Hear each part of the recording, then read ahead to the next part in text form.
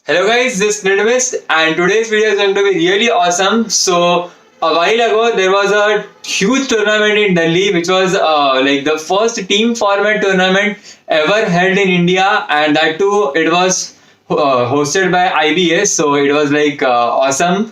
So the tournament was a team format, and it was a huge tournament as approximately 7 to 8 teams participated in it. So it's like really huge compared to the Beyblade scene in India. So it was a really great success for IBA. So today's video is going to be about reviewing the tournament and talking about it, and also some of the exciting combos which we saw at the tournament. Basically, the tournament was at Delhi, so I was not able to attend it, but I did read a review which was written by Yogesh, who is like the head of IBA also, and also he hosted a tournament, and it's his own review which we are going to read today and talk about some of the key points here. So basically, it is a full-fledged review, and the video is going to be a bit long. So like, I'm sure you must be interested. That's why you clicked the video. So let's start. So basically, the event was held in a company's office, which was Serna, I believe. So the company's CEO's daughter was attending the tournament. So it was a like Yogesh did all the talking and all. So they got to host the tournament in a very huge and great place. Like for a first team format, it was really nice. So that was a very great plus point there, and not just kids but also the adult people, like from every age group people had come for the tournament. It was really a blast. I had heard from many members recently about it. So basically, starting with the first thing which interested me in this review was he has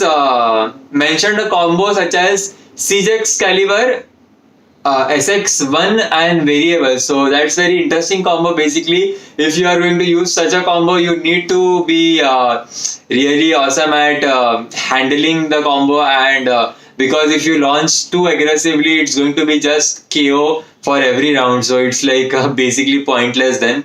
So then, secondly, yes, there were 7 teams, and there are many great combos I can see here, like huge combos I would say, and also there is Octa. So Octa is like I don't need to tell you, king of drivers and also in cost also. So let's take a look at the basic review which he has written. So the battle started, and what he saw was a few combos dominating like other combos. So basically, the first combo which was dominating was AH combo, which was on Revolve, and second was AH on Eternal. So basically, that are the very basic combos which you use on AH, and those are really great for LED plus defense, because AH as a layer is very high on defense. Basically, very few Beyblades are able to like push it out of the stadium and KO it or even burst it. So basically, that way AH, that is Archer Hercules, if you don't know, is really awesome that way. So then, yeah, what I was waiting for, the mention of Chosi Beyblades, which is Chosi Spriggan and Chosi Valkyrie, which was extremely powerful, as he's saying. As you can, like, I want to share my personal experience with this Beyblade. We had a tournament in Mumbai. I had, like, the latest video which I had posted was a montage of that tournament only. So basically, in that tournament, we had our first Chosi Valkyrie featuring in that tournament, and it literally broke Revive Phoenix armor. That was like seriously tedious at that time. So, like, really jaw dropping, I would say. So it's expected that in his review, the Chosi Beyblades, the Super Chosi Beyblades as we call them, did exceptionally well. And Spriggan Requiem and Archer Hercules were really good.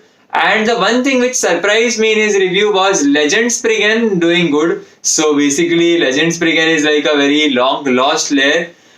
It was really awesome at that time, but it doing good is really a great thing. I think it was used on like Legend Spriggan and then Unite Driver. So basically, Unite Driver is really good because you can switch between attack and stamina on the go, and that way you can control your Beyblade's movement, if you can launch it properly, that is. So then we have one interesting point that Nightmare Longinus, which is my favorite Beyblade, was also seen in the tournament, but didn't seem to perform well. And the reason which he gave was the skill cap was not enough for using Nightmare Longinus. So basically, here again, it's really a good point to say, because Nightmare Longinus, even on extreme, extreme dash, and jolt, you can use cross or bump. It's fine. It doesn't make that much of a difference.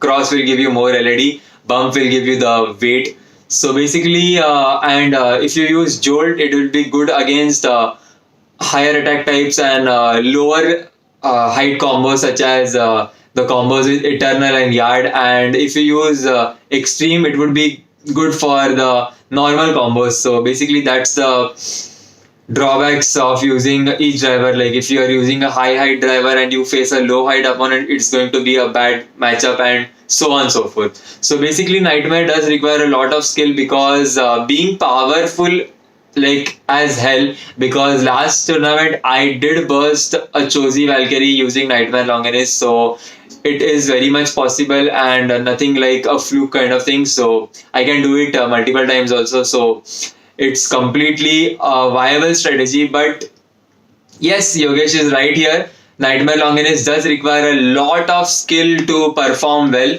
So that's a very proper thing. And yes, one more point which he mentioned, that one of the shocking battles he faced was his AH7 cross revolve combo, which was OS'd by sorry, I would read it again. One of the shocking battles I had was against the AH7 cross revolve combo, which OS'd my Archer Hercules outer eternal combo. It went off, it kind of went under my outer disc, making it off balance. This was a very unique point, I would say, because his combo, which is Archer Hercules outer eternal, is a lot shorter than the revolve combo. So basically, the revolve combo going under the outer disc is a really fascinating thing to see, actually. So basically, it must have been like the Archer combo, which with revolve would have like been on the slant position, and then only it can go under the outer disc because of the extreme height difference it already has. So that was a very unique point.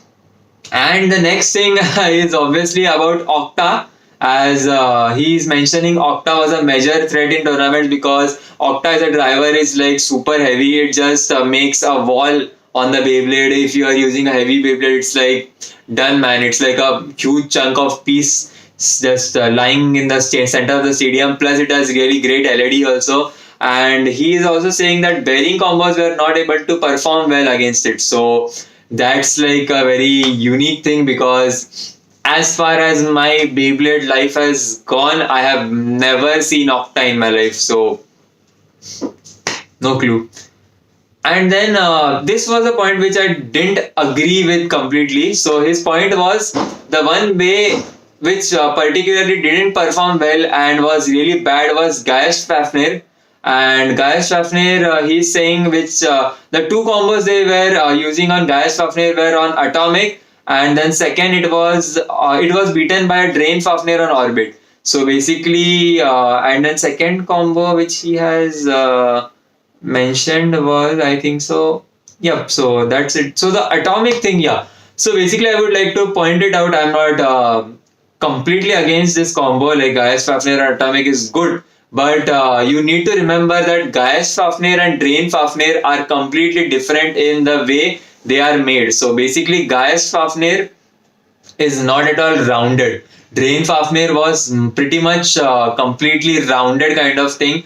It had a slight imbalanced variations, but still it was completely rounded in the layer. So using Atomic as a driver was a very viable choice at that time, because Atomic like adds up to the stability of the driver and also gives you a very smooth movement around the stadium if you launch it aggressively, as well as if you launch it slowly, it would stay in the stadium and give you more kind of spin. And if you are on the opposite spin, then you would obviously spin steal also. But for Gaius Fafnir, that's really not the case, because Gaius Fafnir's design of the layer is completely different compared to Drain Fafnir. There is a lot of gimmicks going on, which are the moving flaps on Gaius Fafnir, which has three. It's a three-layered design completely with proper layers coming, like wings kind of thing coming out. So that's a completely different take from Drain Fafnir's design. So basically, here I would suggest that a combo which is used for Gaius Fafnir can be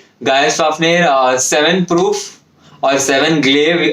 You can use 0 proof or 7 glaive. Both are cool, and then extend plus. So that combo is really viable for Gaius Fafnir, where you can do a attack type pattern also, where it hits the Beyblade in the center and pretty much spin steal that way, because Extend Plus has a very more stable kind of thing. So that way Gaius Fafnir can be really good. Not in the atomic sense, because of the difference between Gaius Fafnir and Drain Fafnir. You cannot use Drain Fafnir just as Gaius Fafnir. Like, you cannot use them similar, like just take the Drain Fafnir combo and put it in Gaius Fafnir and use it. So basically, the combo which I told you was not at all mine, and it was inspired from Mac the Boss. He is like really awesome, and he makes good competitive combos. So I did see this combo in his videos, and it was really nice. So that's a plus one there.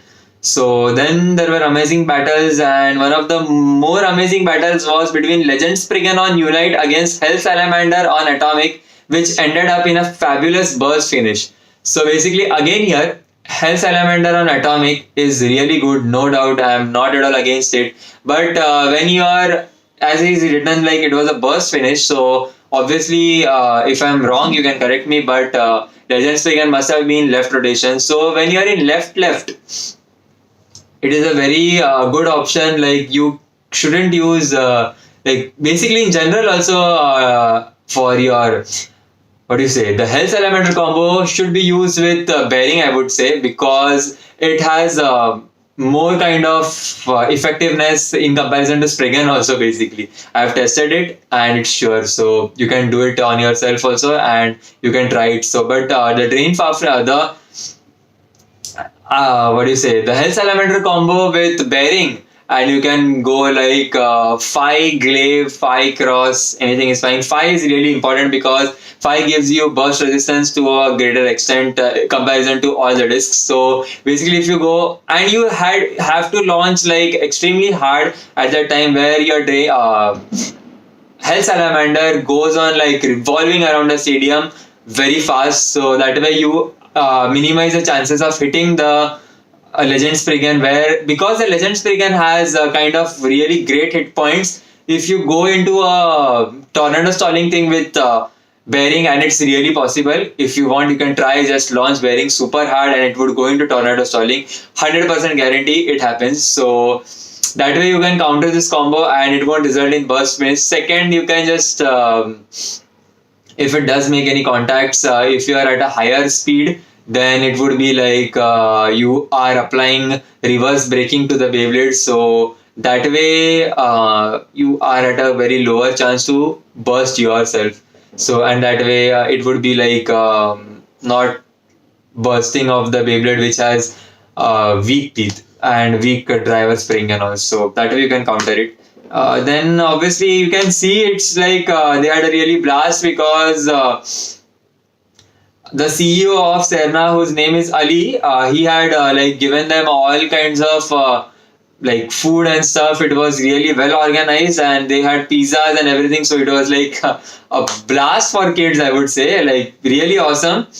And then the end tournament, like the final thing was, I would say it was really awesome to, yeah.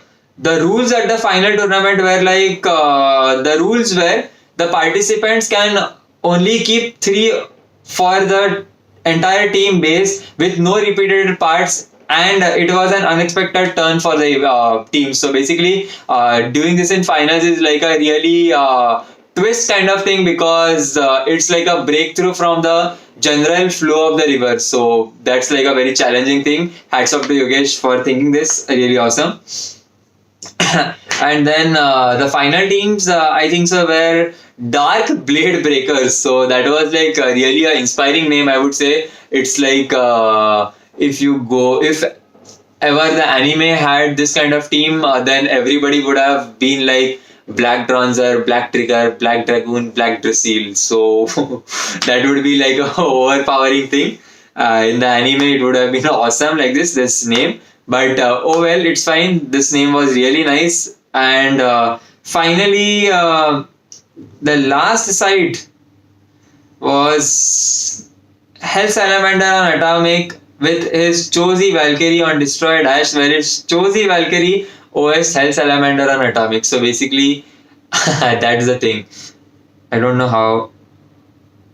The tournament ended by outspinning Hell Salamander on Atomic with his Chosi. I don't know how did that happen, but that's really cool, I would say. But if you are on Hell Salamander bearing, this can be really avoided because then you can launch really slow at a tilted angle or a straight angle. But still, when you are facing Chosi Valkyrie, the extended version of Chosi Valkyrie, it's like really hard. Basically, it's going to knock you out left, right, because the layer itself, as I told in my review, is based on the design and foundation of the first layer Valkyrie, which was like a next level hitter. So that's it for my review, guys. This review was really nice. I would link the review in the description down below so you can read it personally. And this was my thoughts. These were like my thoughts on the review. And that's it for today, guys. Stay tuned, take care, and